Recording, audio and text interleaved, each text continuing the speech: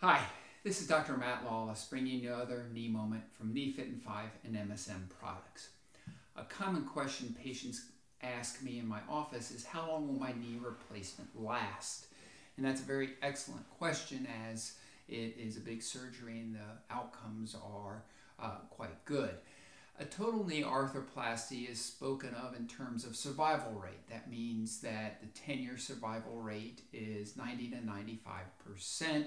So if you put in 100 total knees in 10 years, 90 to 95 of them will still be intact and functioning well.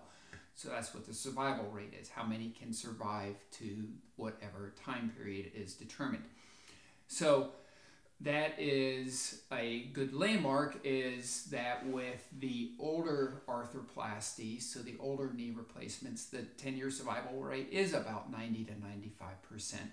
And the 20-year survival rate is probably 70 to 75%, meaning that, again, if the 100 total knee arthroplasties were done today, in 20 years, 75% of them would still be functioning very well. That is with an older type of knee replacement plastic.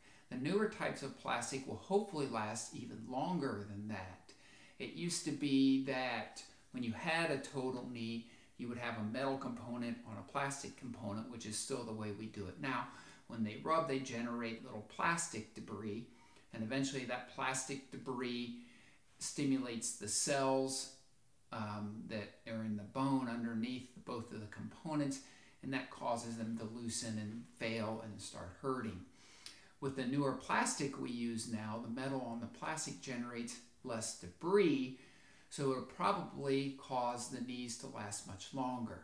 So the 20-year survival rate of 70 to 75% will actually probably be more with the newer implants that we're using. By newer, I mean they've been used probably the last 10 years or so. So to reiterate quickly, the 10-year survival rate of a total knee is probably 90 to 95%. The 20-year survival rate is probably 70 to 75% at least, and probably going to be better. Thanks for listening.